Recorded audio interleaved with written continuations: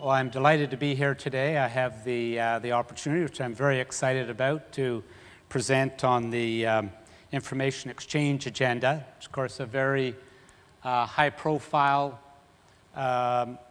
project, very dynamic. I think we've gone further in the last 15 months since the UK commenced its preparations for G8 in January of last year than we have since the OECD released their project on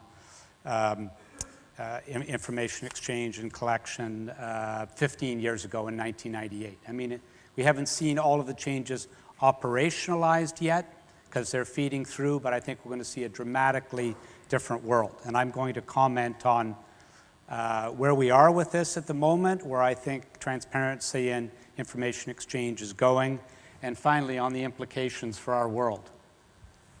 And doing this, I'm going to look at the concept of beneficial ownership. As people will know, there are proposals to put this in central or perhaps public registers. In the British offshore centers and in Benelux, we operate a model based on trust and company service provider collection. I'm going to comment a little bit on a contrast between those two models. Look at financial data collection and exchange, led by the US model, the Fear and Total Confusion Act. Did I get that right? FATCA, sorry. And then comment on the implications of transparency, not only for our world and industry, but for the broader world that we live in, because I think it will have extraordinary implications for all of us. So David Cameron, in the preparations for UK G8, advanced the notion of a central register maintained at country level in order to track beneficial ownership. He got a tepid endorsement for this at G8. The only one that's moved forward really since then is France. United States has taken some tentative steps, but it's taken them a long time to do that. The linchpin of this system is self-reporting. So this would be self-reporting by companies and their beneficial owners into the corporate registry in this country. So what we're really concerned about, of course, is the constituency, not the normal businessmen, but those who lie, cheat, and steal for a living, the criminals who would just as soon lie in the weeds, unless the UK criminal class is much better behaved than the riffraff elsewhere. Reliance on self-reporting, there may be some challenges with a system based on that. There is, of course, no provision for data verification. So it'll simply go into the corporate registry, and then the corporate registrar will hold the information. Maybe the public will spot errors. The Department of Business, Innovation and Skills, which is pursuing this project, has indicated that foreign vehicles operating in the United Kingdom will be exempt. This is perhaps a rather large gap in the system in the sense that, as we all know, one can incorporate a US company, very little regulatory disclosure, no tax, of course, and these vehicles can come into the United Kingdom and carry on business without complying with the requirement for registration of beneficial ownership. Perhaps one consequence might be that those who are sensitive to disclosure of this would simply come in through a foreign vehicle, and the system would accommodate that. In terms of political prospects and timing for this, Cameron wants this. Make no mistake about it. He is personally very committed to it. His civil servants are a bit lukewarm, but he wants it. We may well see comment on this in the Queen's speech in June the 4th. Good possibility, I think, that what they will do is to introduce a framework bill that includes the essential elements of what Cameron seeks to pursue here. Of course, he perceives it as very politically appealing, so it's part of his pre-election campaign. As I say, I wouldn't be surprised if we see a bill go through, very general in scope with secondary legislation to be dropped in after the election. We see similar action going on in Europe. On March 11th, the EU Parliament proposed public registers for ultimate beneficial ownership for companies, trusts, foundations, and similar entities. It was passed by a very wide margin, passed by 640 to 30 votes. It now needs to be negotiated with the European Council and Commission, and that's the current stage. While the European Parliament is out for elections, the permanent representatives for the European countries are talking to the Council and the Commission, who have a much more conservative perspective on this. So there's plenty of way to go on this. I don't think there's a certainty about where Europe will get to on it. But of course, one of the big questions is whether the United Kingdom will prevail in excluding trusts from that system. Because I think, as we all know, Prime Minister Cameron excluded trusts from the domestic initiative in the UK. And I just ask for a show of hands. I have two questions. One, how many of you think that UK trusts will be excluded from the system, and how many think they should be excluded? So let's start with the second one. How many think trusts should be excluded from public registers? Raise your hands. And how many of you think they will be excluded? Right.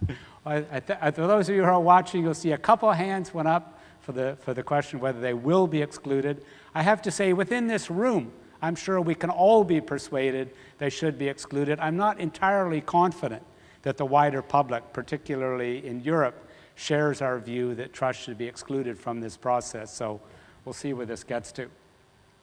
The Germans, of course, are always also very sensitive about data protection. They reacted quite badly to Snowden's allegations. Half the country, of course, has the wartime experience of the Stasi and is conscious of what can happen when individual data makes it into the public domain. So Germany is known also to be reluctant on these proposals. A surprise from the White House last month. Of course, the background here is the US has lagged global moves on transparency for quite a long time. After the OECD report in 1998, the United States, which provided a full endorsement of it, explained that it was unable to provide transparency on its own platform because this was a state prerogative. Everyone in the room will be aware of this. This initiative, despite being pushed globally by the United States for 15 years, has not gotten much traction domestically. On April the 4th, the White House tabled a blog that indicated an intention to move forward at federal level with tracking beneficial ownership for companies. And they proposed to do this through having data collection by the IRS. And they would release the IRS from its normal confidentiality obligations so that they could share this data with law enforcement. I've talked with US officials on this. I'm not sure before they put this announcement out, it also occurred to them that this information might be prized out of the US on an automatic bulk basis through the FATCA program. Because I think people know, European countries have agreed to provide this information to the United States, and the US has indicated it will use its best efforts to collect it. Once they have this, it may be that the United States finds themselves with the obligation to provide this to other countries. I'm not sure Congress is going to like that, so congressional prospects for this are uncertain. But it is interesting to see that the initiative may proceed at federal level. There'll be a long way to go in the United States on this, but if it does happen, of course, this would be a global game changer. Where are we in the British international financial centers, Jersey included?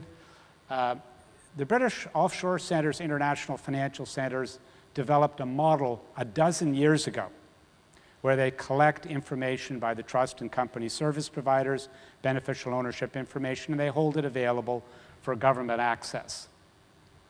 So there are really three stages to this process. There's having a plan, there's implementing it, and there's making it perfect.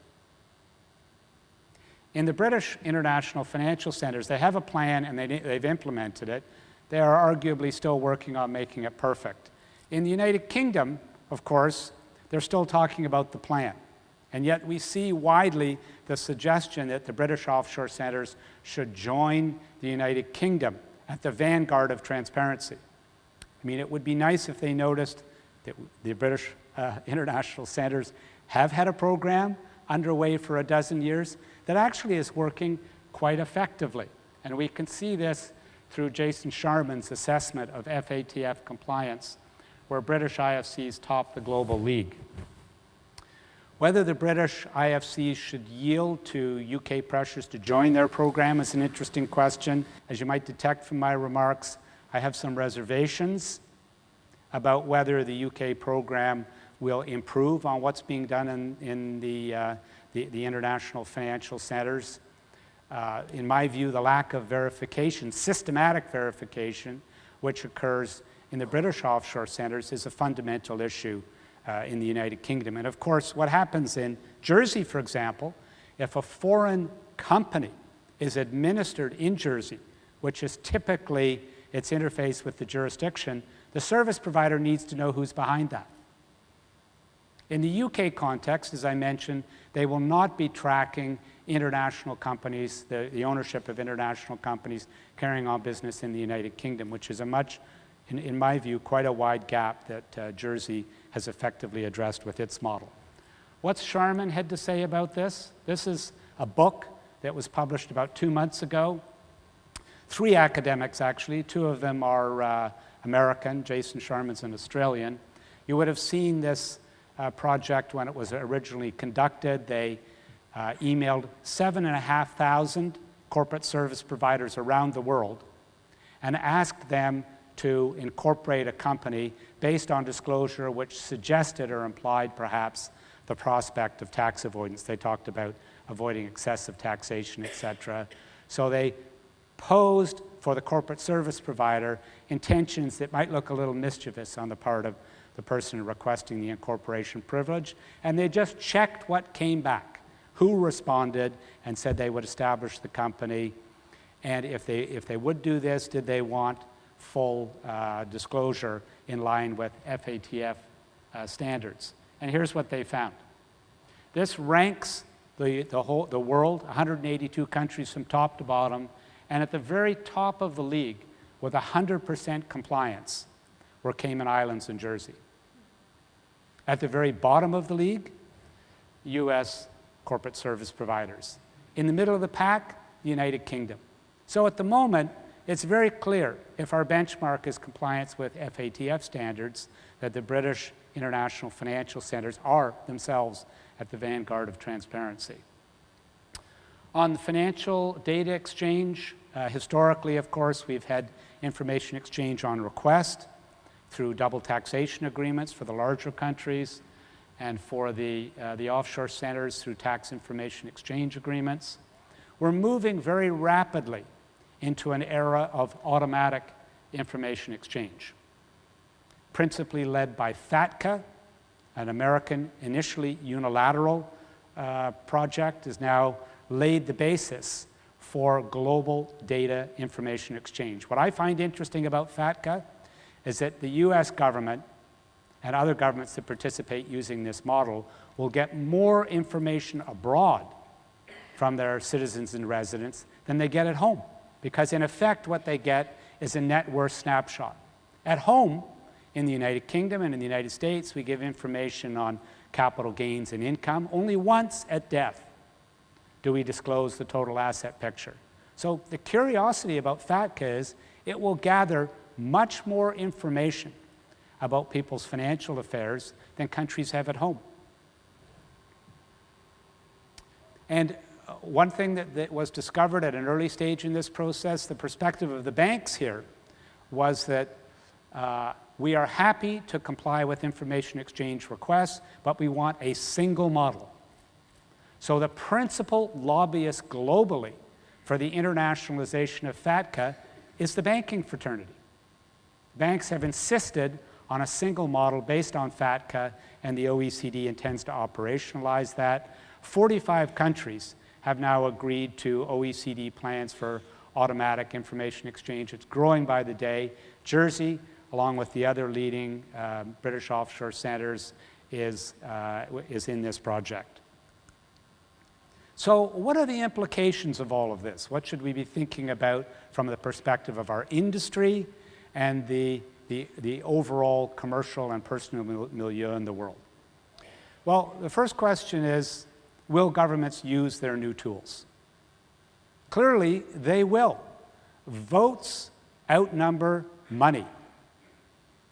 So in a world where that happens, governments will be pushed to use their tools to raise money for the benefit of those who favor redistribution.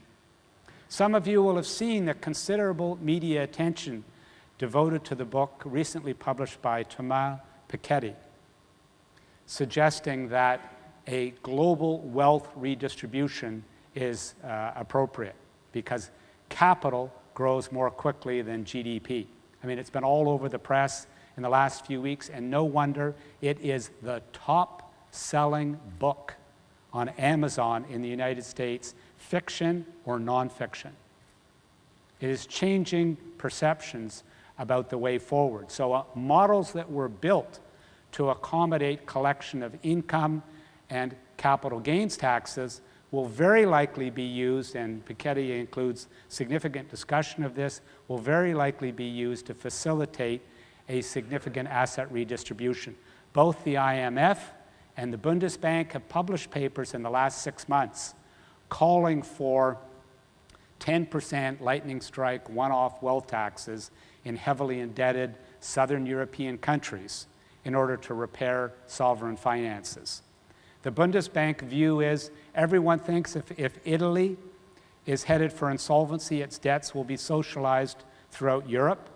The Bundesbank's view is why shouldn't those in Italy who've benefited from a profligate expenditure by a profligate government be the first port of call to make good government finances? So I think we will see these tools used to create or to support potentially very heavy wealth taxes. The other component accompanying this, of course, critically important, is cross-border enforcement. I've been a tax lawyer for 30 years, and I never thought I would see the day when countries agreed on a wide multilateral basis to enforce each other's taxes, and that is exactly where we're getting to with the Multilateral Convention on Tax Enforcement. 2/3 of the countries that have endorsed that so far, about 20 countries of the 30 or so that have actually implemented it, have agreed to cross-border tax enforcement. So if Italy imposes a wealth tax, it'll have all the information it requires through FATCA disclosure. It will know the ownership of the assets, and it will have the ability to enforce cross-border. What will this mean for the world's financial centers? Some of you have seen this graph before. I show on this the sources and sites of offshore wealth. The colors indicate where the money comes from. The bars along the left show where the money's come to rest. Switzerland, of course, the most successful asset gatherer in the world, its problems with the United States arose from the little blue bit at the extreme right. That's the US money in Switzerland. Now, the reason why Switzerland was attacked by the United States is because the United States has better information than most of us and better enforcement capability, because people need to clear dollars through the United States. And they had enforcement capability because they had UBS's PaineWebber within the United States. Imagine a world where every country is leveraged by those same tools. What would the consequences of that be? It might be a significant attack on the world's financial centers. Switzerland was first, others may follow. In my view, Jersey's business model of being very cautious about these things is exactly the right one. So, final slide here. What's the future for IFCs against this backdrop? I think a critical point here is we need to be prepared to demonstrate our social and economic utility to a skeptical public. I'm not sure our industry has done the job on that they need to do to regain public confidence. Having said that, the world clearly needs tax-neutral platforms to facilitate global business and trade. Financial services activity might shift jurisdictions, but there's no doubt that the industry will not fade away. Financial intermediation is a crucial linchpin in the global economy. We need financial intermediation in order to achieve economic growth, trade, and onshore jobs. The offshore center contribution to that is critical. And sometimes when I look at this, I think about the French perspective on these things. They look at the role of these things internationally and our information collection models, et cetera. They say, I see it works in practice, but does it work in theory? So we find ourselves under the microscope for this examination, and we continue this discussion now in a panel that's going to consider the information exchange environment and what that will mean for all of us. Thank you very much. Senator, we've had this very good introduction from Richard into these issues. I guess we should just get a sense from you, for those in the audience who don't know, where Jersey stands on these things and the steps that Jersey's already taken. We saw already that you've done a lot, but give us an update. Yes, I'm grateful to Richard for his introduction, and Jeff touched on it in his opening remarks. I think 2013 saw a clamour from countries and international companies to say that they were serious about dealing with tax evasion and aggressive avoidance schemes. And from Jersey's perspective, that's a good thing, because we've long argued that actually we want to comply with international standards, but they've got to be on a global level playing field, and they've got to have global application. And therefore we were able in the events running up to the Pre-8 to say, as the UK Prime Minister did, that we share this zero tolerance around tax evasion, and we can show that that is a position that we have long held, and we've been committed to transparency for many years. The UK Prime Minister congratulated us on the action that we had taken, and it's important for us to continue to build that strong relationship with the UK. The UK Exchequer Secretary David Gauke said the same thing. He congratulated Jersey and other CDs on the action that they had taken. And in that G8, the G8 countries were asked to issue action plans. We, with our sister isles, did the same thing, which talked about enhancing transparency of ownership. Post that issuing of the action plan, we've now issued a consultation document. The consultation process finished earlier this month, basically asking ourselves, is there any other action that we might wish to take, bearing in mind that we believe we already have a leadership position. As Richard said, in Jersey we already have this central register of beneficial ownership. We already license and regulate trust and company service providers, which provides much more information than what some of the new global standards are talking about. Politicians always like to say that their country is doing the best and it's ahead of the pack, but it's not just me and the Jersey government saying that, of course. The World Bank in its Puppet Master's book said exactly the same thing. If the world wanted to follow a model, it could follow the Jersey model, and Richard's slide earlier just talked about the setup of companies, etc., and the information held in other British offshore territories. And again, the UK Prime Minister wrote to me last month, I think it was, and he again recognised the leading position that Jersey has taken in this regard. So we think that actually the model that we have is working very well, and it is one that others could follow. At the same time, of course, we've signed up to UK and US FATCA. We've signed up to the Multilateral Convention on Mutual Assistance for Tax Matters. That will come into effect from next month. We've got 35 tax information exchange agreements. We still think that in this new world of a global standard and a common reporting standard, there still need to be this bilateral exchange of information, because countries will want to know more detail than might be delivered under that particular standard. And we're in the process, with regard to FATCA, of consulting now on guidance notes for the implementation of that. We're doing that alongside our other Crown dependencies. So we believe that keeping in step with this global direction that others have spoken about already today actually is good for Jersey, because it maintains our competitive advantage, and that's important for us. We know that there's going to be consolidation of international finance centres over the coming years, and we believe that the actions that we have taken in Jersey, the position that we are now in means that we can maintain that competitive position.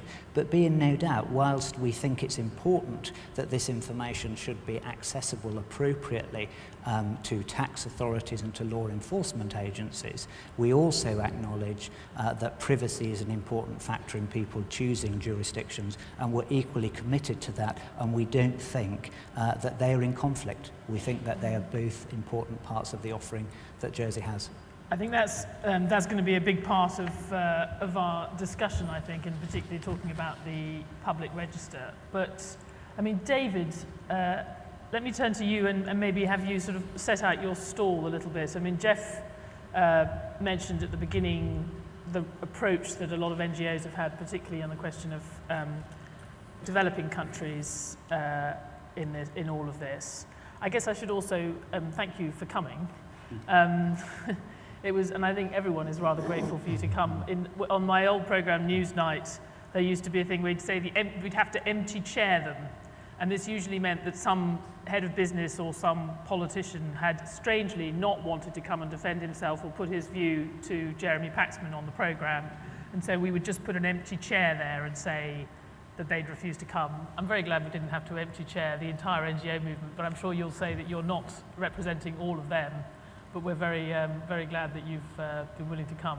So just, give us a sense of why you think why this has been, you've pushed this agenda so far, why it's been so successful, and the challenges ahead. That's a lot of questions, but thanks, Stephanie.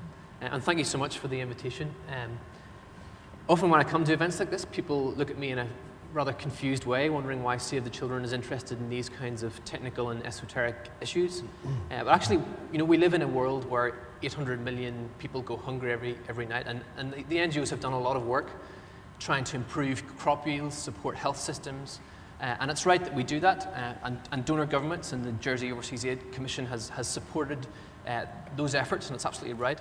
But actually what we've found in our work on the ground is that if you really want to get to the root of this problem and sort it out in the long term, you need to deal with poor governance and corruption. And we're doing a lot of work on the ground to try and sort that out at the national level. But we've also found that you need to follow the money.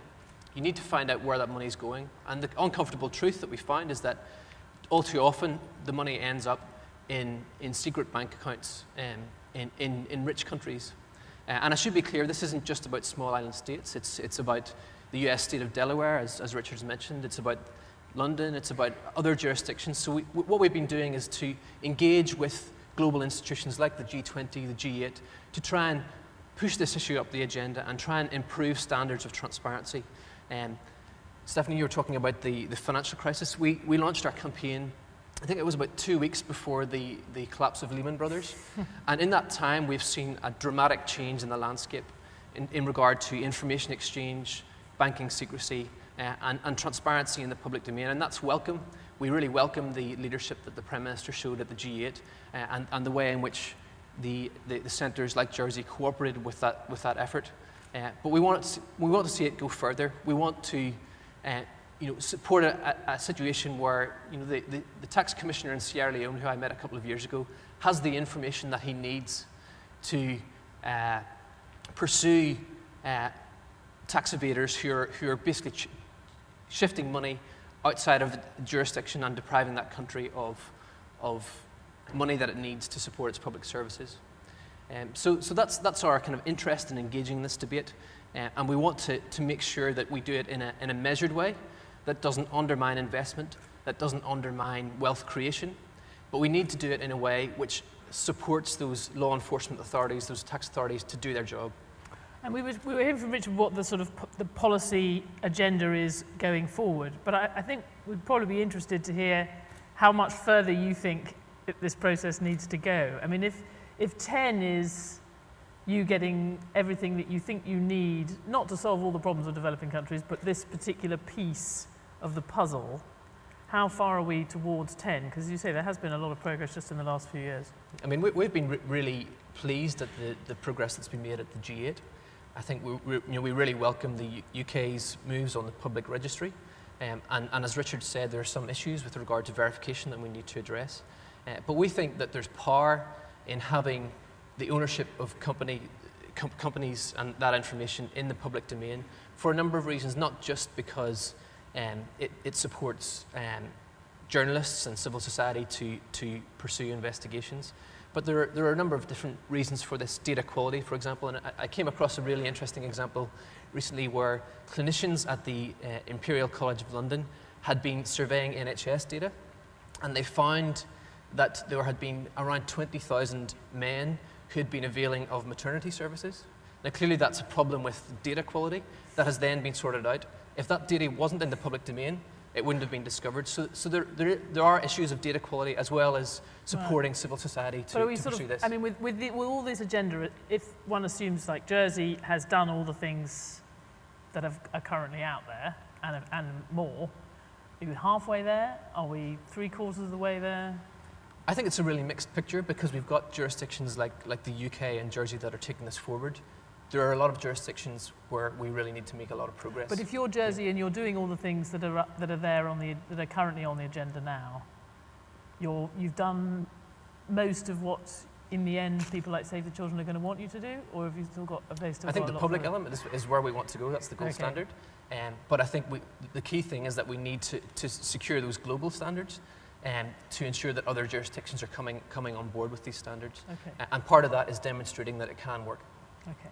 Alan, I want to ask you somewhat from your perspective, just business perspective for Jersey, where do you think this comes out in terms of it being a competitive advantage for Jersey to be ahead of the curve? I mean, I know, at JP Morgan, in a completely different context, we consider some of this compliance burden and information burden to be a competitive advantage for us because we're so big, we can actually do it, and so many other people would not be able to do it. Is that how you see this for Jersey, or? Well, I think a number of years ago, Jersey saw the need to demonstrate that it was a well-regulated jurisdiction. So at a very early stage, and far earlier than most other jurisdictions, we regulated our trust and company service providers. And I think that did give us a significant advantage over other centres. What we're now seeing is, in terms of the Exchange of Information Initiative, there is a massive cost in implementing that. And that does make business difficult because not just a monetary cost, but a cost in terms of time, setting up the systems, training staff, that type of thing. So we certainly do need a global standard, because if we're going to have a different system for every different jurisdiction, I think business would simply grind to a halt. In terms of transparency, again, I think we're well ahead of the curve, as Richard said in his opening remarks. And I think that follows on from our regulation of corporate service providers. I have severe doubts as to the usefulness of the UK's register of beneficial ownership, because until they regulate service providers, the information that is put on that registry is going to be of very dubious quality. If you look at Jersey's position, for many years we've insisted on beneficial ownership information being provided when companies are incorporated. Service providers have to capture that information, and because they are regulated, the regulator comes in and tests their systems to make sure that they are capturing the correct information. And so I think in that sense, we're well ahead of the curve. That does give us a positive advantage. And I think jurisdictions such as UK really have a lot of catching up to do before they produce any information that is going to be of any use to anyone. Richard, you mentioned, I mean, Jersey was obviously on some of your slides, but I mean, does this all fit with what you would consider, if you're someone who advises from a very global perspective about different jurisdictions and ongoing developments in policy, does this cohere with your view? Would this be what you would say about Jersey, even if you weren't sitting in this room? Well, a very good question. Of course, I think we need to remember that what we're looking at is a project that's designed to elicit information for tax and law enforcement purposes. So what we want is a complete and accurate data picture. And what we see from the Sharman report is that Jersey's posture is globally leading. I mean, it is more successful at that data capture than pretty much any other jurisdiction in the world. So as respects UK efforts to level the playing field, I say, bring it on. We're ready for it. Let's remove the regulatory disadvantage that we enjoy by collecting the information. The bit about it that confuses me is the plan to go public. This is not a social movement to attack the rich, or ought not to be an effort to create an asset register. I mean, why is that important to the project? You know, we want accurate information for tax and law enforcement. I think we'll probably have the opportunity to get back to that point. Yeah, I'm going to fight this losing battle to defer the main subject that people want to argue about or discuss. So maybe I should just give up on that right now. Say, David, do you want to, just so we can sort of get it out in the open, why do you think the public nature of the register is so important? Because as you can see, you know, that is the point of sort of neuralgia for people in the industry. Well, I think there are 4 reasons. The first thing to say is that why is beneficial ownership information so important? The head of the Metropolitan Police's Proceeds of Corruption Unit has said that this is the single biggest factor that inhibits them in pursuing cases of corruption. So we need law enforcement authorities to have access to this information. The question then becomes, at what point will developing countries get access to that information? A key aspect of this is the speed of pursuing these cases, and the mutual assistance procedure is slow. And in the long term, that's where we want to get to. But unless you have treaties with all of those countries, how are developing countries going to get access to that information? And you know, there are clearly cases where you will want to have exemptions for security reasons and so on. But the case that the ownership of a company should always be kept secret from the public, I don't understand it. Did you take this, sorry, we will get on to the thing, but did you take this point about the quality of the information if you're not regulating the underlying entities? And that's one so weakness you want with that the as UK. well? Yeah. Okay. So the second issue is it's important that people know who they're doing business with. And I think everyone in this room would understand that. The third, I've already mentioned, it allows citizens and journalists to conduct investigations. And that's particularly critical in countries where the government may not be acting in the interests of its citizens, and where there may be cases where actually it's government officials that need to be held to account. And then the third I've already mentioned, data quality, and the fact that there is a growing movement around open data, and the fact that disclosing data in machine-readable formats opens up a world of opportunity in terms of relating that data to other data sets. And that creates economic opportunities, as well as opportunities to improve the quality of data and use it in ways which can be communicated to citizens in new ways. And I think this is the way the wind is blowing. It's certainly what we believe we should be pushing for.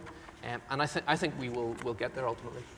Richard, I mean, you said, I'm not sure what it will achieve, but I'm your response considerably to more this? reticent on the public dimension, of course. I support the law and tax enforcement objective. My concern with the public dimension relates principally to the way we conduct this in the tax arena. The OECD published a report in 2012 called Keeping It Safe, and in that report the OECD says taxpayer candor is enhanced by confidence that data will be kept secure in government channels. I mean, their whole ethos is to protect data which is provided to the government and not expected to be made available to the world at large. I mean, what we have here is a project that intends to take asset ownership and place it on a public register. I mean, this is a major turning point for the world. Why do we need to do that?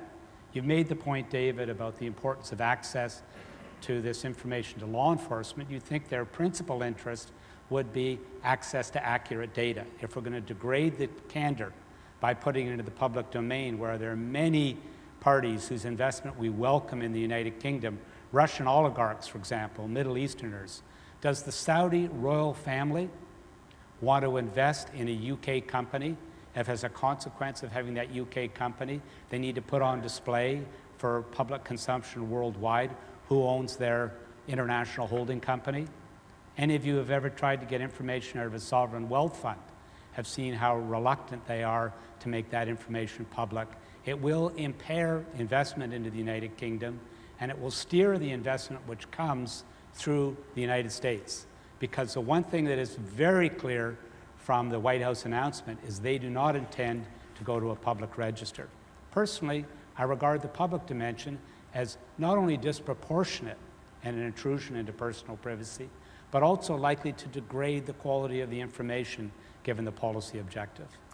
You can see how, people in the public would think it was an odd argument. I mean, just taking the point about candour. We tend to think, when people talk about sunlight being the great disinfectant and all of those kind of phrases, we tend to think that people will behave better when their actions are more public. I mean, what is it? That your conscience is the fear that somebody might be watching, whatever the phrase is. It seems like you just made the opposite argument, that actually transparency will make people behave less well because candour, because they're not going to be honest about something because they think it's going to be in the public domain. Can you see why people would find that sort of odd? Because it's not the argument we normally hear around transparency. Well, if I were engaging in providing information, financial data to the government, I would be much more relaxed about that than I would posting my net worth statement on my front door. One of the things I find interesting about this is, and I'd be interested if David has a view on this. I mean, do you think this will ultimately go to making bank accounts public? No, I don't think so, and it's certainly not something that we are supportive of. In my view, this isn't about posting net worth statements on a front door. It's about disclosure of ownership of companies in the way that directors of companies are disclosed. You see, the way I would view it is that companies hold hard assets, bank accounts hold liquid assets. I appreciate we all have bank accounts, so we all see good reasons why they shouldn't be made public. But as respect to ownership of hard assets, is it immediately obvious that those should be in the public domain? I hear this argument quite regularly from the NGOs that people need to know who they're dealing with, but one needs to bear in mind in the limited liability company that shareholders do not backstop it financially. That's the whole point of a limited liability company. When you deal with a company, the only party backstopping it financially are the company's own resources. Who manages a company? It's not managed by the shareholders. It's managed by the directors and officers. There is disclosure of that in the United Kingdom. There's also disclosure of the registered shareholders. The notion that owners of these companies are secret is not correct, and I personally don't think that, given the fact that shareholders don't backstop it financially or manage it, that their activity is actually relevant to the party transacting with the company.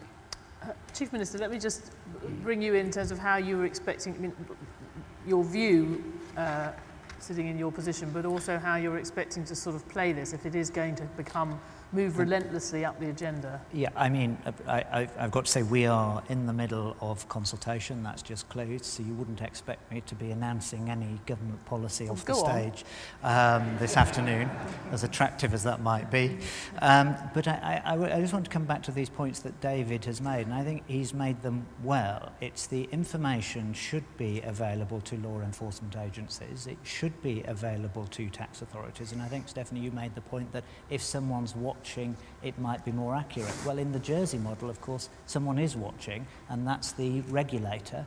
And trust and company service providers are licensed, they are regulated, and they are supervised. And on this central register of corporate beneficial ownership as well, when that information is provided to the regulator, they review it. It's not just a self-declaration, they review it and they look at the background. So somebody is watching in our system, and there are severe penalties for those trust and company service providers who get it wrong or provide false information.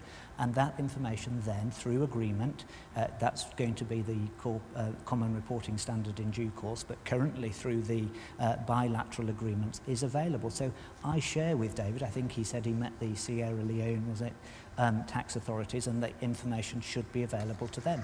I accept that, it should, but it should be done in a way where the underlying data is one of quality and is verified. It can be in our system, but it should be available to him to be able to make the informed decisions that they want to. We accept that actually countries, jurisdictions like Jersey, the UK and Europe should be engaging more with developing countries, and that's exactly what we are doing. Right now my officers are instructed to go away and negotiate, and in some cases they're in advanced negotiations with developing countries to set in place these agreements so that information can be exchanged. At the same time we are liaising with the African tax community as well to help build capacity. So there are issues that need to be addressed. What we want to make sure as a government, and I think as a jurisdiction, that they're addressed in the most appropriate way so that we can support the development of the developing community. And if we go back to look at Jeff's slides, one of the accusations made against Jersey is that we're sucking money out of developing communities, and that's a difficulty. But if you look at Jeff's slide, actually, yes, some money is coming out, it's being pooled, and it might be going elsewhere in the world, but more money is being invested through Jersey into the developing communities. And we actually think that we therefore have a positive part to play in helping to build those developing communities in a very positive way, and what we offer we think is important to that. Alan, do you think this is a question of sort of not now, given the concerns about the quality of information and everything else, or not ever? I mean, do you think there is just such a fundamental issue here? Well, I think in terms of the not ever debate, somebody perhaps has to stand up for the individual's right to privacy. I mean, we signed the European Convention on Human Rights. Article 8 gives you a right to privacy in terms of your personal affairs. And yet there's this clamour for public registers of what is essentially wealth. It's dressed up as corporate beneficial ownership. But what we're really getting at is, where do people have their wealth? And the vast majority of clients in these jurisdictions are private individuals who happen to use a corporate vehicle to hold their wealth rather than a bank account. Now, of course, the counter-argument is, well, if you've got nothing to hide, you've got nothing to fear. Well, people have quite a lot to fear in this troubled world. If you live in a country such as Venezuela or Zimbabwe, you're probably not going to want to keep all of your assets in your home jurisdiction. You're also probably not going to want to advertise that fact to the public, because you're dealing with a particularly unstable regime. If you live in certain Latin American countries, you don't want to advertise the fact that you have wealth in other jurisdictions, because your children then get kidnapped on the way to school. There's lots of reasons why people want to protect privacy, and I think in this debate we have to balance that fundamental right to privacy with the other side, and that is what is the mischief that we're trying to prevent. And I think there are a lot of other ways that we can prevent the mischief without going down the route of putting all of this personal information out into the public domain, where it's prey to people who steal identity, write scurrilous articles in the press, which are then very difficult to counter. And I think that's the other side of that debate. And I think there's a lot we can do before we need to go down that road. For example, if we're worried about the big corporates, we can beef up the transfer pricing rules. There's a lot of work that could be done there. We could look at trading companies and perhaps look at disclosure there, because most of our clients are not running trading companies, they're pure family investment companies. And I think to group them with all of these other companies is really a step too far. David, do you want to just respond on this particular point about the sort of privacy and how this isn't really about just companies, this is individuals and their privacy? Well, I entirely agree with Alan on the point of the right to privacy. And that's why one of the things that we have been pushing for within this debate has been exemptions for those where there is a legitimate reason for not disclosing that information. And that legitimate reason would be explained to the authorities, along with disclosure of information to the authorities. But I think we certainly don't want to create a situation where it endangers families or individuals or threatens the security of those people. So this is not about creating a kind of blanket wealth registry that covers everyone regardless of who they are and the threats they face. It's about strengthening the public accountability of companies, which are quite often, the World Bank has done this analysis that the Chief Minister referred to. 200 of the biggest corruption scandals in the past couple of decades 70% of them involved anonymous shell companies. So having this information in the public domain, we believe, is critical. And I think the exemptions and the nuances that we're proposing deal with many of the concerns that have been presented. Do you, just out of interest, do you all think this is going to happen, or within the next 5 years, do you think there will be public register with beneficial ownership? Personally, I think the register, there will be central registers. I think U.S. reluctance to get on the program could well make others a little bit nervous. And I think there could well be growing recognition that the public dimension isn't really required to accomplish the tax and law enforcement objectives. We're going to reach the end of our time in a minute. I just, having not talked about this earlier, I'd be interested to know what you think about the volume of these regulations and changes and how that's affecting your business. I suspect no one in the room will feel sorry for me when I say that JP Morgan has actually had to hire 15,000 people to deal with compliance over the last year. 15,000 just for new compliance. I suspect the number's not quite as high for you, but I'm sure it feels like a lot of people. I mean, how have these initiatives affecting your ability to do business? Do you feel that they are, I mean, we talked about whether it ends up being a business advantage or a disadvantage. Are you reaching that point, or as long as you're leading the rest of the world, do you think it's still an advantage? I think the impact is very significant in terms of cost. As you mentioned, okay, JP Morgan might be an extreme example, but I think for all businesses there is a significant cost in implementing arrangements such as FATCA. Now, if all jurisdictions and all service providers have to deal with the same costs, then probably it's not going to have a major impact. I think the concern is that if other jurisdictions drag their feet and service providers in those jurisdictions don't have to implement these new arrangements, then business will shift elsewhere. And of course, in Jersey's case, we support whatever it is, 180,000 British jobs. We act as a conduit for a massive amount of investment. We really want to encourage that continued investment coming through to the UK rather than driving it elsewhere. But I think, as I say, there is a cost, and one accepts it if it is a truly global standard. And I think that's what we need to focus on. Chief Minister. Yeah, I mean, I think we acknowledge in a small state like Jersey that actually when we sign up to these international agreements, there is a cost to business, which is one of the reasons why we always argue for a global application of a standard. And it's one of the reasons why we were able to support the Prime Minister's initiative and why we've signed up to the OECD Mutual Assistance Convention, because it's becoming a global standard and the common reporting standard. And if we can get the global application, then the cost of compliance is somewhat reduced because everybody's just complying on a global basis. And that's why we work with Guernsey and the Isle of Man as well on guidance notes for FATCA, because we recognise that operations in those other jurisdictions want to have a single approach to it. They don't want to have a separate one for each standard or for each jurisdiction. So governments have got an obligation to try and make sure that compliance costs are reduced as much as possible, whilst at the same time pushing for this international global approach. And we see with the OECD, we're currently over 80 countries have signed up and said that they're going to apply it. There's over 40 countries have said that they're going to be early adopters. So just coming to another point that David made earlier, I actually don't think it's going to take a long time for these standards to be adopted around the world. I think the pace of change actually will continue as it has in 2013.